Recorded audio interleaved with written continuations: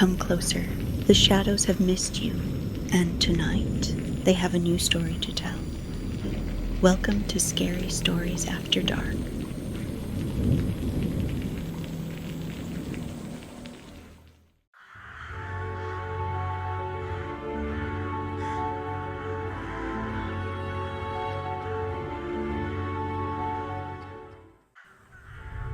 I woke up with blood in my mouth, dirt in my hair, and something whispering my name from the hollowed-out trunk of a dead tree. It didn't feel like a dream. It felt like I had died and woken up somewhere that remembered death well. The ground beneath me pulsed, not metaphorically, literally, like I was lying on the chest of something huge and buried alive. The moss was slick. The trees above me arched unnaturally inward, their branches clawing toward each other like broken fingers mid-ritual. Every leaf on them was black, not dark green, not brown. Black, paper-thin, twitching in a wind I couldn't feel. A guttural moan drifted across the clearing. I blinked, sat up, and wiped something sticky from my lip. Blood, not mine. Cool. My brain hadn't caught up yet. Last thing I remembered, I was in Aluna's dorm room, buried under a mountain of grim Fairytale flashcards, both of us groaning about our final exam in Lit of Folklore 201. I had made some offhand joke like, if I see one more dead stepmother or glass slipper, I'm gonna lose it. Aluna threw a pillow at me, laughed, and popped half a melatonin. I took 2, then nothing. And now, this. Razor? The voice was fragile, behind me, shaking. I whipped around too fast and nearly tripped over a root that hadn't been there a second ago. Aluna stood 10 feet away, barefoot, her jeans stained with something dark, hair matted to her cheek. She looked like she'd crawled out of a grave. "Where are we?" she whispered, teeth chattering. I swallowed hard, pretty sure this isn't campus anymore. There was something moving behind her, slow, slithering, just past the trees. "Don't turn around," I said too quickly. "Why?" Because something just ducked behind that tree with a very enthusiastic amount of limbs. She stiffened. This a dream? I hope so. You lucid? I sniffed the air, ash, old wood, rotting velvet. I don't think this is a dream. The trees groaned, all at once, like the whole forest had just exhaled. And then came the singing, high-pitched, off-key, and weirdly childlike, like a lullaby that had been buried for too long and forgot how to comfort. It was coming from deeper in the woods. Aluna gave me a look. "You wanna?" "Nope." "We should." Definitely shouldn't. We went anyway. The forest thickened with every step. The trees leaned closer, hungry. Thorned vines slithered across the path behind us like they were closing the door.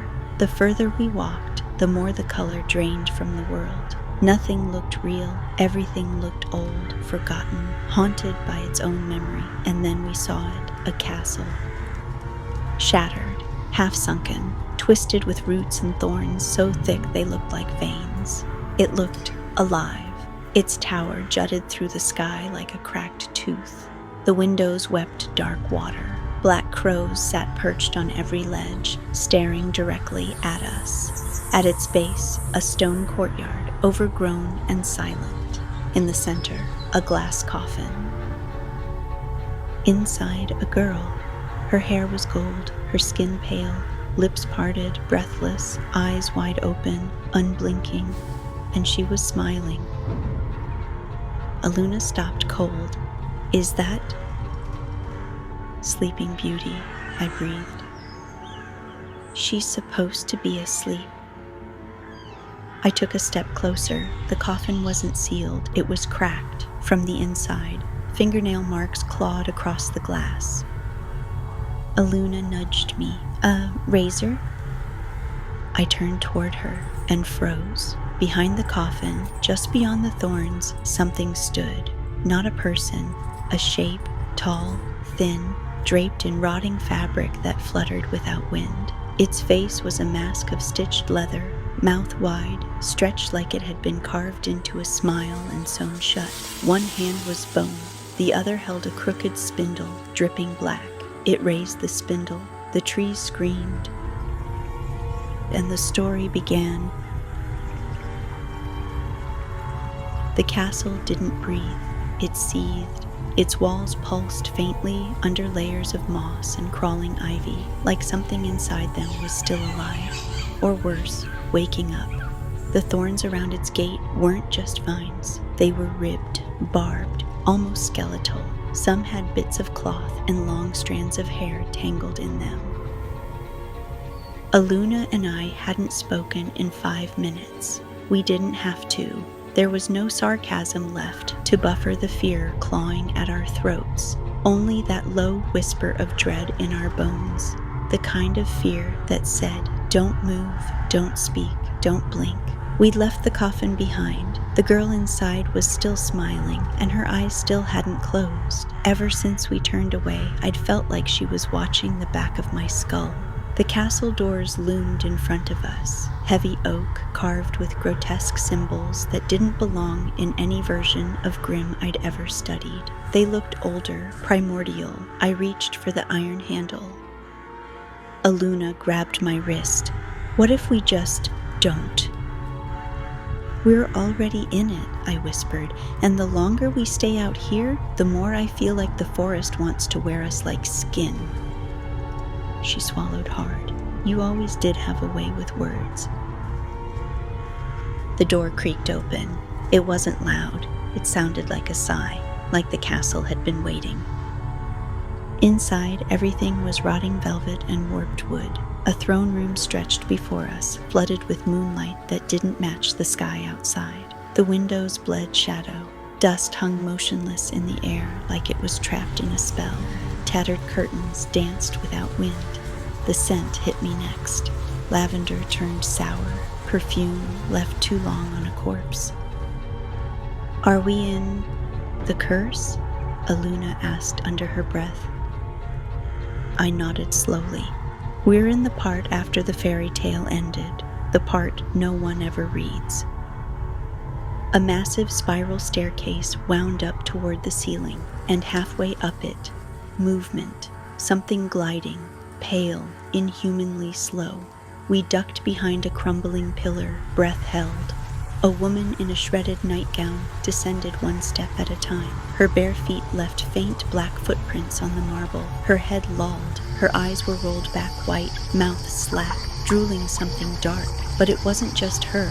Behind her, more figures began to appear, crawling down the walls, dragging themselves across the ceiling, peeling themselves out of the torn wallpaper. Dozens of sleepwalkers, their limbs bent wrong, their faces twitching like broken dolls. Aluna spoke. "Okay, plan. Move silently, don't wake them." She blinked. "They're already awake." "No," I murmured, watching the woman's twitching fingers. "They're trapped in the curse. They're stuck in the same sleep as the princess, only worse." A low moan echoed behind us. One of them had stopped. Its head snapped in our direction. Its mouth opened, too wide, and it screamed. We ran. Not a quiet run, not a calculated escape. A full throttle sprint through a dream, melting into a nightmare. The floor beneath us cracked with every step. The velvet tapestries writhed. One wrapped around Aluna's ankle and nearly pulled her down the stairwell. I tore it off her just in time, shredding my hands on a row of hidden thorns inside the fabric. "They're not human," she gasped. "They never were," I shouted. We turned a corner, a hallway lined with portraits. Every face in the paintings had its eyes gouged out, thick claw marks raked across the canvas. As we passed them, the empty sockets began to weep black tears. The sleepwalkers shrieked behind us, and up ahead, a door, wooden, small, crooked. We didn't think. We dove through it, slammed it shut, and turned the lock. Silence. A moment later, scratching, then laughter, childlike, high-pitched from the walls. The room we landed in was a bedroom, or at least it used to be. A canopy bed draped in rotting lace stood in the center. Dolls were nailed to the walls, their eyes replaced with buttons and teeth.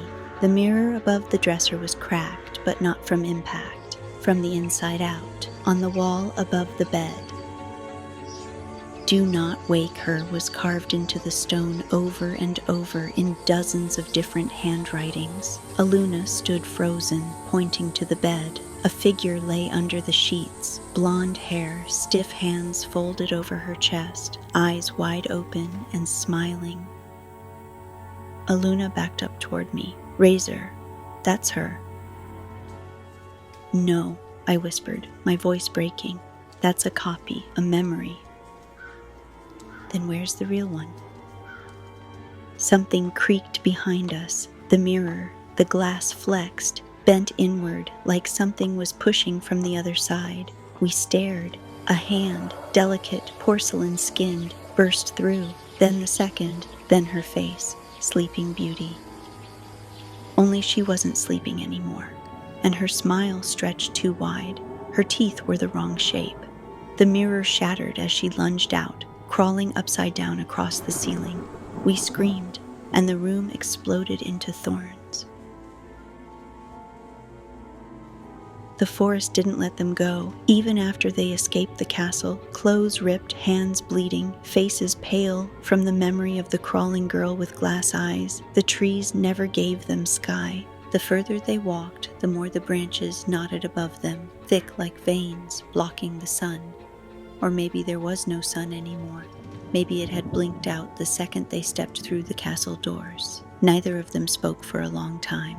Razor led, his hand tightly gripping the jagged edge of a broken spindle he'd yanked off the wall as they fled. Not that it would help against mirror-crawling princesses or rotting dreamwalkers, but it felt like something real in his hand, and real was rare now. Aluna followed close behind, clutching a torn page from her old textbook, the section on Snow White. It was damp, ink bleeding into her palm, the section with the Queen's infamous line, "Bring me her heart in a box of glass." The page had changed. The Queen's eyes were no longer illustrated. They were photographs of Aluna staring back. They came to the cottage just before dusk, if you could call it that. Dusk didn't fall naturally here. The light changed like someone had clicked a dimmer switch in a theater. 1 second shadow, the next pitch. The air got colder. The colors bled gray.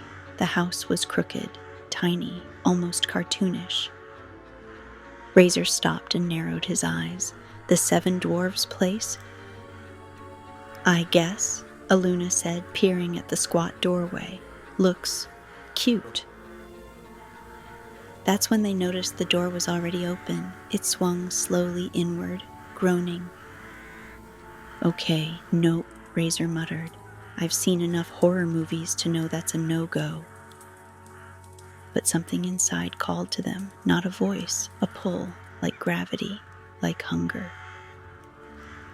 They stepped inside. 7 chairs, but not where they should have been. They were stacked in the corners, upside down, like someone had been trying to keep something out, or trap something in.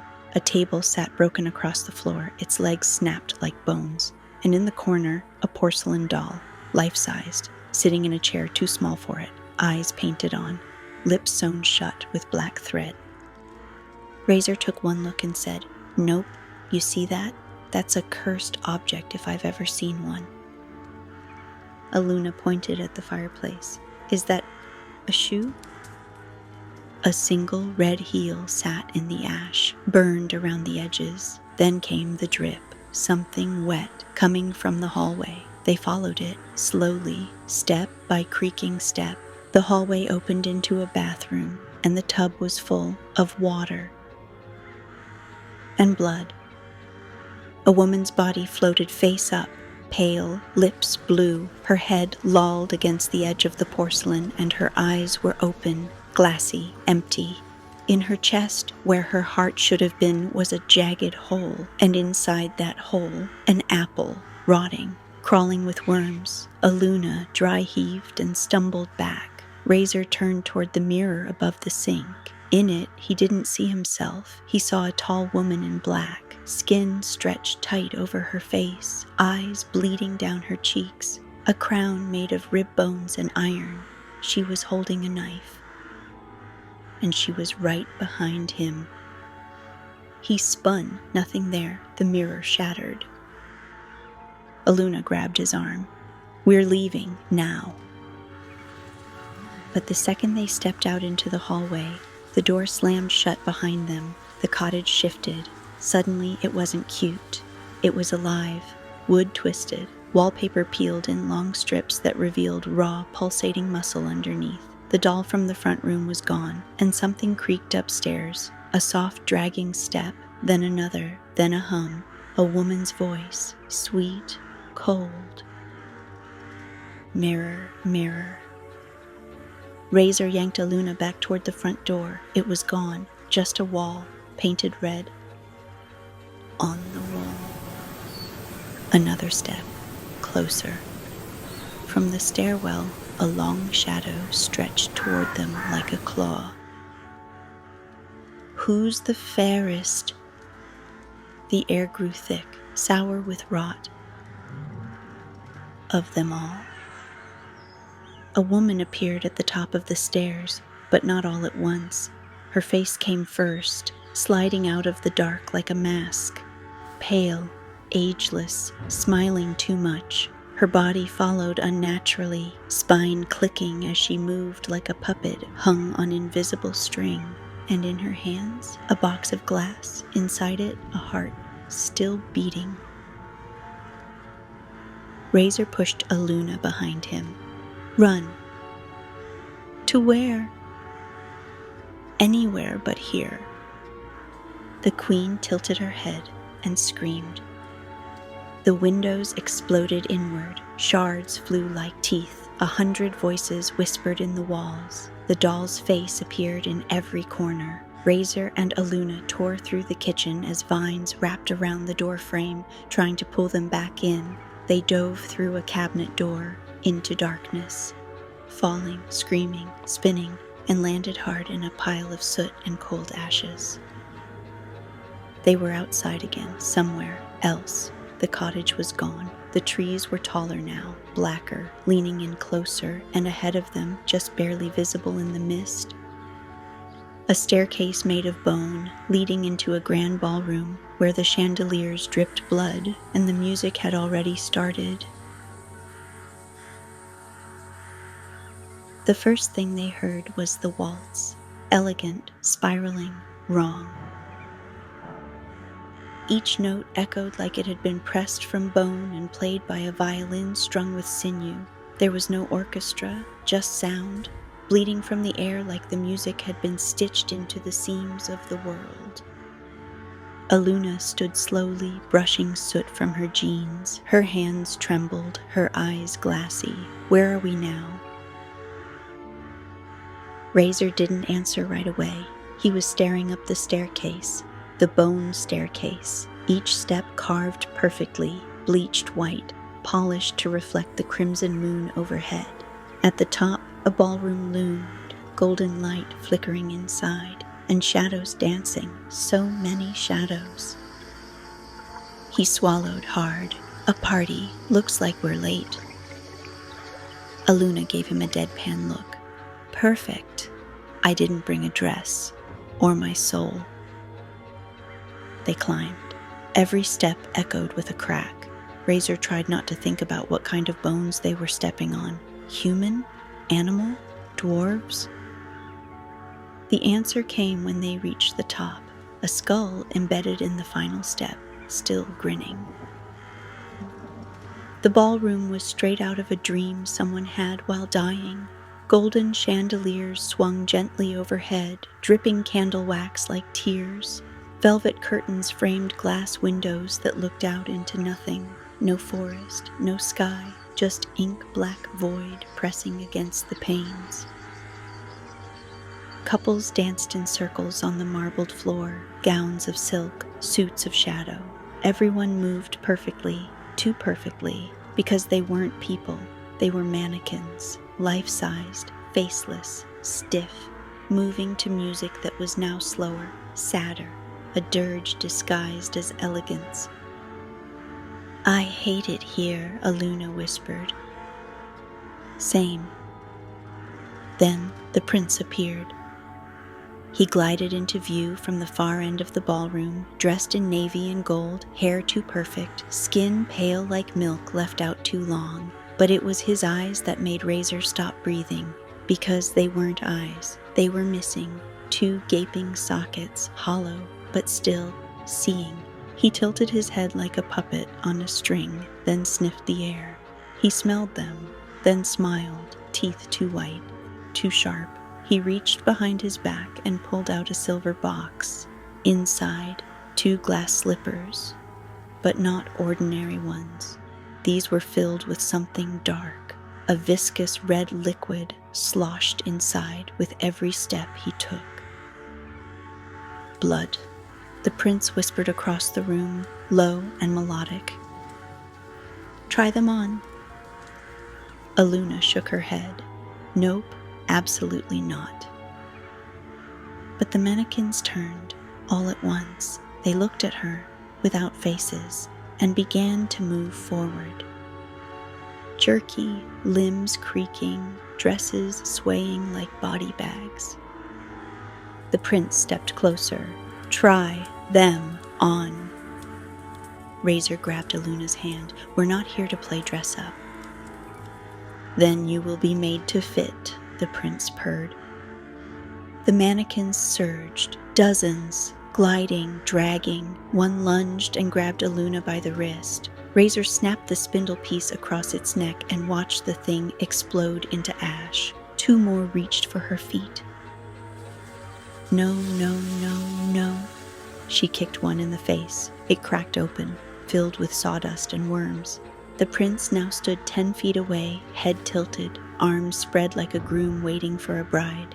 His slippers hovered midair, now glowing red. "Beauty is pain," he cooed. "The original version ends with blood, you know. Sisters slicing their toes off to fit the shoe. Want to know a secret?" He stepped forward, the floor cracking beneath him. "They never stopped bleeding." Aluna backed up. "Razor, I got you." He hurled the remains of the spindle at the prince's face, direct hit. The prince shrieked, stumbling back, and Razor grabbed Aluna, dragging her through a side door, slamming it shut just as the music screamed and the ballroom burst into chaotic screeches. They found themselves in a hall of mirrors, endless, twisting, too narrow. Each mirror didn't reflect their bodies, only their faces, their futures. Razor saw himself with the prince's hollow eyes. Aluna saw her feet, missing. The corridor bent and curved like it was breathing. Razor cursed. "It's a maze." Aluna touched a mirror. It shivered, and through it something clawed back. "Run!" They sprinted through the glass corridor, their reflections warping, now dressed in ballroom attire, soaked in red.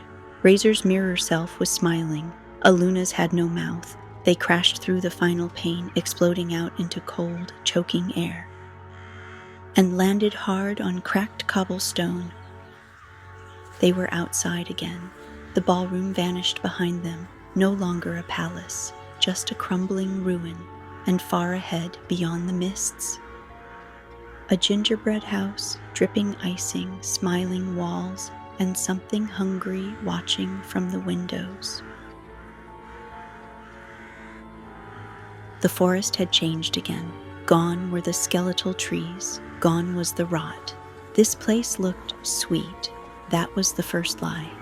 Peppermint posts lined the trail. Gumdrop bushes glistened under syrupy light. A candy cane arch stretched above them, crooked like a jaw mid-scream.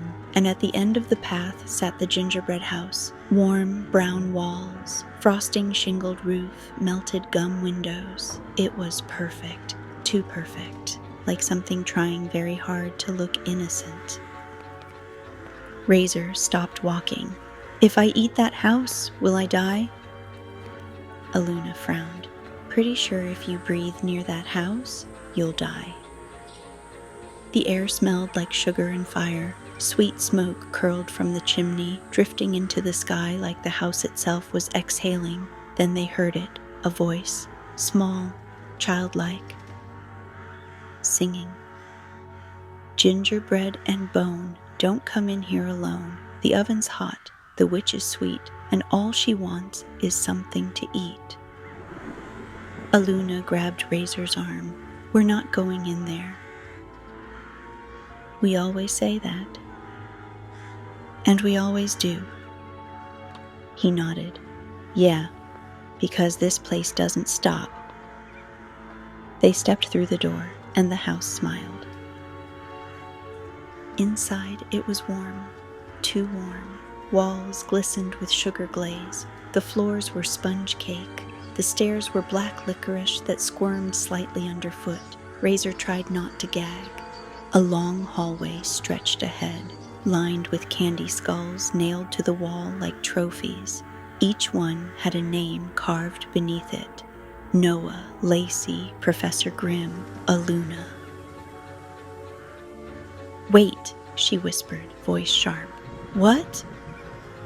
Her name was on the last skull, and below it, Razor's, but his was blank, waiting. Then came the laughter, high, cracking, sugar-sweet. From the kitchen, they turned the corner and froze. A woman stood with her back to them. She was tall, too tall. Her skin shimmered like fondant, but it was peeling. Her dress was stitched together from red and white candy wrappers. Her fingers ended in sharpened peppermint sticks, twisted into claws. She was humming, stirring something thick and black in a massive cauldron. Aluna tried to back away. The floor grabbed her. Licorice wrapped around her ankle like a tongue. Razor lunged and yanked her free just as the woman turned. Her face was wrong, too smooth, too shiny. No eyes, no mouth, just a frosted smile burned into the skin. The witch didn't speak. She screeched, and the walls came alive. Candy arms burst from the walls. Gummy worms lunged like eels. The stairs cracked and bent like a spine, blocking the exit. "Split up!" Razor shouted. "She can't chase both of us." "Don't leave me." "I won't." But the house already had other plans. The floor opened beneath them and swallowed them whole. Razor landed hard in a basement oven. It was breathing. The bricks pulsed. The heat was unbearable. Smoke hissed from the cracks. Hanging from the ceiling were cages, dozens of them, empty, dripping, burned. A voice echoed in his mind. "The boy bakes slower. He's meatier. But the girl, oh, the girl screams sweeter." "No," Razor growled, wiping blood from his mouth. "Not this story. Not like this." He spotted a rusted pipe jutting from the wall, yanked it loose. He turned. The witch was already crawling in behind him, upside down across the ceiling. Her mouth had torn open. No teeth, just charred sugar fangs and glowing embers. Meanwhile, Aluna had landed in a room of mirrors, but this wasn't like the last one. These mirrors reflected her memories, her 6th birthday, her first kiss, her college dorm. Razor asleep with books on his chest, drooling on her notes. Each mirror began to drip black. The memories bled, and then something inside them moved. Her reflection blinked, smiled, and stepped out. A mirror Aluna, faceless, sticky, holding a candy knife. "You don't deserve to get out," it whispered. Back in the oven, Razor screamed as the witch grabbed his ankle, dragging him toward the fire pit. He jammed the pipe through her jaw. It shattered. She shrieked. The walls cracked. The house screamed. And above them, the entire gingerbread home began to collapse. Razor clawed his way up the oven chute just in time to see Aluna slam her mirror self's head into the floor, shattering it like sugar glass. They ran, dodging falling gumdrops the size of boulders. The door vanished, the walls crumbled, the heat chased them, and then they leapt out a shattered window, landing in a pile of ash and bones. They didn't speak, they didn't cry, they just held each other in the cold, empty clearing. The gingerbread house behind them burned, and far ahead, a red hood flickered between the trees, watching, smiling. The trees here were darker, not just in color, in memory. They towered over Razor and Aluna like watchmen, gnarled limbs clawing at the sky. Their bark was charred black and dripped sap the color of dried blood. There were no birds, no wind, only the slow creaking of trunks that seemed to lean closer every time you blinked. "This is wrong," Aluna whispered. Razor didn't respond, because something was wrong. With the air, it felt heavier, thicker, like it was pressing down on their skin, trying to crawl in through their ears, trying to whisper. The forest remembers. And it did. They followed the narrow trail deeper into the woods. It wasn't made of dirt. It was made of bones, clean, picked, bleached white by moonlight. Aluna knelt beside one and brushed off moss. A femur, human. She stood slowly. "You feel that?" Razor nodded. "We're being watched." Aluna looked to the left. So did he. Nothing. Then they turned back. And a little girl in a red cloak was standing in the path. She was maybe 7 years old, pale skin, dark curls. Her face was turned down, hood pulled low. Her hands were clasped in front of her, too still. Razor said quietly. "Hello?" She didn't move, didn't blink. Aluna leaned in slowly. "Are you okay? Are you—" The girl's head snapped up. Her eyes were pure black, shining. Her lips curled back into a jagged smile, and she opened her mouth. "You're the lambs," she said, then ran into the trees impossibly fast. They chased her without thinking. Branches sliced their arms, roots grabbed their feet, but the forest opened for her, closing fast behind them as they followed. Aluna screamed her name, but they never heard her say it, because she never gave it, only laughter. Then Razor tripped, hard. He slammed into the dirt, breath knocked from his lungs. Aluna spun back toward him, but something blocked her path, a shape, tall, inhuman. The wolf. He wasn't a man, he wasn't a beast. He was a void in a suit of fur, 10 feet tall, ribcage open and steaming, teeth like railroad spikes. His eyes glowed yellow, not with hunger, but recognition. He knew them. He tilted his head toward Aluna, and his long claws brushed the air. "Run!" Razor choked. But Aluna didn't move. She was frozen and crying because the wolf was wearing her father's face. The illusion only lasted a second. Then he lunged. Razor tackled Aluna, and they rolled down a ravine, smashing through thorns and roots, slamming into mud and moss. They landed hard and didn't move, not for a long time, only when they heard the girl again, her voice, singing. "Grandmother's house is down the trail, with bones for curtains, hearts for mail." Aluna sat up, trembling. Why did he look like my dad? Razor shook his head. This place is in our heads. It's using us, twisting us. Then we're already infected. He didn't answer because she was right. They followed the voice. The trail narrowed. The trees bent over it like prison bars, and soon they saw it, a cottage, but not made of gingerbread. This one was built from bones and bark. The roof was animal hides. The chimney puffed black smoke, and the door, it opened by itself. The girl was waiting inside, rocking in a chair that creaked with every sway. Razor stepped inside first, then froze, because the walls were covered in red hoods. Dozens, hundreds, some new, some rotting, each pinned like a trophy. "Where's the wolf?" Razor asked quietly. The girl smiled. "There is no wolf." She stood, and her voice deepened, her eyes glowed. There never was.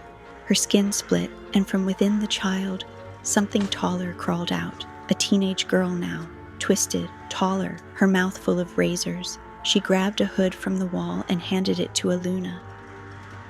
"Try it on." Aluna backed up. "No." "You already wear it," the girl hissed. She pointed at Aluna's hands. They were red, not with blood, with velvet. The hood was already there, forming on her like it had always belonged. The floor cracked. The house was caving in. Razor grabbed her shoulders. "Take it off! Aluna, fight it!" She clutched her head, screaming. The velvet moved like it was growing into her skin. "I don't want to be part of this." The girl stepped closer. "You already are. You're a story now." "No." Razor took the hood and ripped it from her shoulders. Smoke exploded around them like a bomb. The girl shrieked, collapsing into a pile of teeth and red fabric, and when it cleared, they were back in the woods. Aluna gasped, her skin normal again. The hood was gone, but not forgotten. Far behind them, the cottage vanished, and Razor swore for just 1 second he saw the wolf standing at the edge of the forest, wearing his face. The tower rose from the ground like a bone spike. There was no forest anymore, no sky, just fog. Endless pale fog that swallowed sound and space like a mouth stretched too wide. It didn't roll or drift. It hung, frozen, like a photograph of a screen.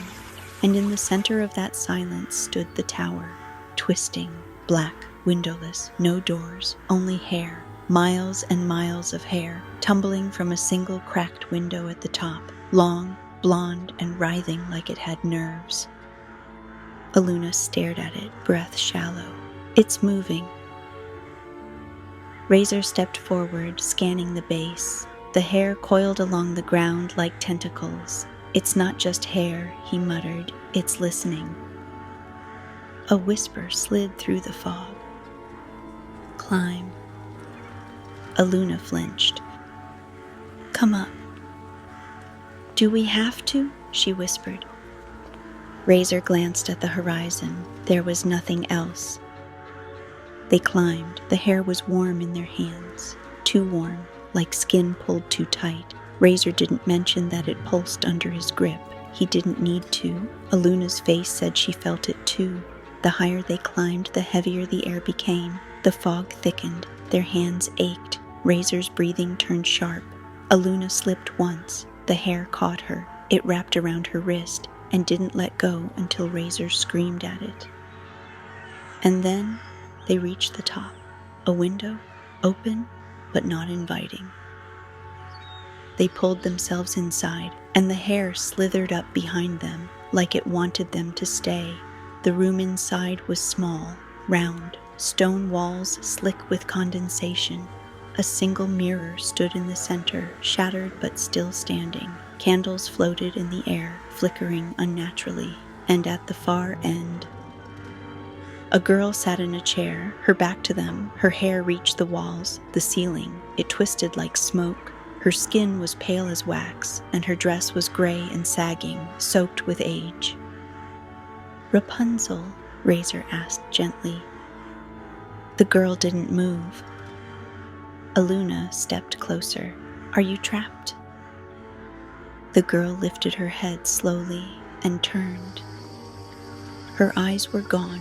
In their place, pages, paper, rolled into her sockets, fluttering gently like they were being read from inside. Her mouth was sewn shut, but she spoke anyway, not with sound, but with memory.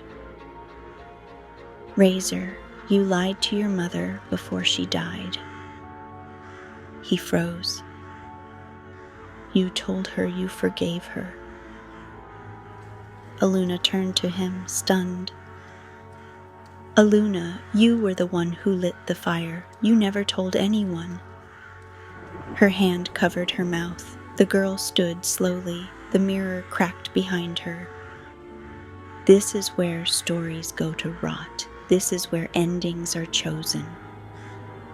The hair rose from the floor like smoke. It wrapped around their ankles, their wrists, their throats.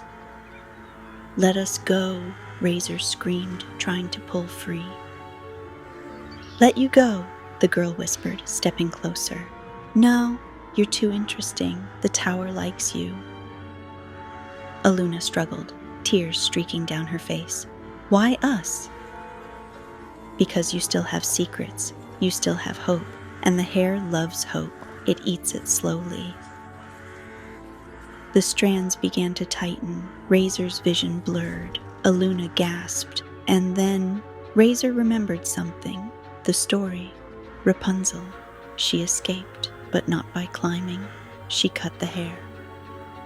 With his last ounce of strength, Razor reached for the shard of mirror beside him and slashed at the hair. It screamed, not the girl, the tower. The hair recoiled, unraveling. Razor grabbed Aluna, yanked her free. They dove through the window, sliding down the living hair in a blur of smoke, pain, and wind, until the ground slammed into them like a punch. They rolled through the fog and landed hard. Everything above them was gone. The tower, the hair, the girl. Only fog remained. And then the air ripped open in front of them. A door, standing in the middle of the nothing, blood red, slightly cracked open. From inside, they heard typing. A mechanical click, slow, rhythmic, and a voice, male, German, calm. Let's write a new one, yeah? The door didn't creak. It sighed, as if it had been waiting for them for years. Razor's fingers hovered over the handle. It was slick, warm, wet. Aluna put a hand on his shoulder, her voice barely a breath.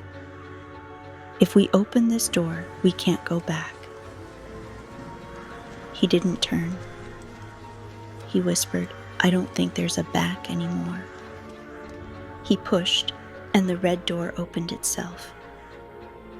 Inside, the world was wrong. It wasn't a room. It was a study. Endless bookshelves stretched into a sky made of parchment and ink. Quills floated through the air like feathers, writing on invisible pages that bled letters like open wounds. A typewriter sat on a desk carved from bone and bramble, and beside it, 2 men, old, identical, twins. Their faces were carved in sorrow, skin pale, fingers ink-stained. One had his eyes sewn shut. The other had his mouth sewn shut. They were shackled at the wrist, chained to the desk. Razor stepped forward. Are you? The one with eyes closed nodded. Wilhelm, a voice whispered. The other blinked slowly. Jacob. Aluna took a step back. You're the Brothers Grimm. They didn't nod. They shook their heads. The one with no mouth pointed behind them to the typewriter. It clicked again, once, twice. Aluna cries. Razor doesn't notice. Razor's breath caught in his throat. Aluna's eyes blurred with tears. She gasped, No! Razor hears her, but says nothing. Razor turned to the typewriter. Stop. He lies to himself and keeps reading. Stop. The chains rattled. The brothers raised their heads. The one with no mouth reached out and handed Razor a page. Blood was smeared across the paper. His name, Aluna's, scenes, dialogue, their memories. He flipped through the pages, trembling. The fire Aluna never talked about, the hospital bed Razor never revisited, the real fairy tales, not the versions they learned in school, the ones with dismemberment, cannibalism, curses that never broke. He looked at the final page, blank, just a single blinking cursor burned into the parchment like a scar. "What is this?" Razor whispered. The blind brother spoke for the first time. His voice was deep, dry, like rusted bells. "We are not writing anymore." Aluna's lip trembled. "Then who is?" They pointed again at the typewriter. The keys moved on their own. Blood dripped from beneath them. One word at a time appeared. "The author." Razor's mouth went dry. "What author?" "The first one." Aluna stepped back. "That's not possible." The page blinked again. "You are inside his story." The room darkened. The walls bled ink. The shelves collapsed into ash. Razor screamed, "Then how do we escape?" The brothers raised their arms and pointed down to the floor. A hatch opened. Stone steps spiraled into the black. To end a story, you must reach the beginning. The last page flipped, and Razor saw it. Chapter 9. The Unwritten Ending. Aluna grabbed his hand.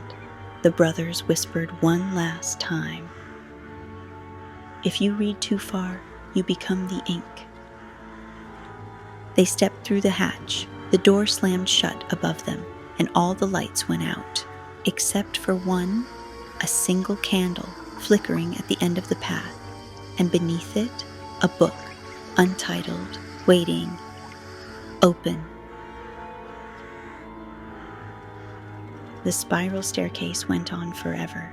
Each step down echoed like thunder, but not in the air, in their bones. Razor counted 20, then 200. There was no end, just ink-soaked stone and the sound of pages turning somewhere below. Aluna's voice broke the silence. "I'm scared." Razor didn't answer. He was scared too, because the deeper they went, the louder the scratching became. Pen on parchment, slow, deliberate, like someone was writing as they walked. And then the staircase ended. They stepped into a circular chamber. Stone walls, smooth as glass, candles flickered without flames. Floating in the air, weightless, were scraps of parchment, each one spinning, whispering. They brushed against Razor's skin like cold breath. The candle at the center sat on a pedestal of bone, and beneath it, the book, leather-bound, unmarked, unopened. Aluna stepped toward it. "Is this it? Is this how we end it?" Razor reached for the cover, and the candle went out. The room exploded with light, but not from flame, from pages. A whirlwind of paper filled the air, screaming, like 1,000 stories howling all at once. And in the center of the storm, a figure stepped forward. Not a man, not human. The author. He was tall, skeletal, dressed in robes of paper stitched from pages written in languages long dead. His face was blank, just skin, no mouth, no nose, just 2 hollow eyes leaking ink. In his hand, a quill. It bled from the tip, and behind him, stretched into the darkness, was an endless library of unwritten books, all blank, all waiting. "You've made it far," came the voice. But the author didn't move his mouth. "Not many do." Razor stepped forward, shaking. "Why us?" The author tilted his head. "Because you read the wrong version." Aluna frowned. "The wrong what?" "The truthful one." He stepped closer. "The tales you studied were lies, sanitized, cut, polished for children." He leaned in. "I am the original." The books around them snapped open one by one. Inside, flesh, eyes, mouths, screaming, "My stories don't end, they consume." The author turned to the book, the final one. "This one is yours." Razor shook his head. "We don't want to be characters in your nightmare." The author laughed, or something in the room did. "You were never characters. You were always ink." The book opened, a blank page inside, but words began to form. Aluna cries. Razor steps back. The author reaches. "No!" Razor shouted. He grabbed the quill. It burned his hand. He screamed, but didn't let go.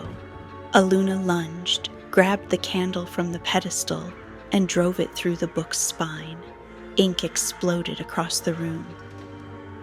The author shrieked. No longer a voice, just a horrible rattling sound like a throat choking on parchment. The whirlwind shattered. Books screamed. Pages burned. The chamber trembled. The author collapsed. Pages tore from his body. The robes unraveled. He melted into a pool of black ink. And the book, the last one, still open, still blank?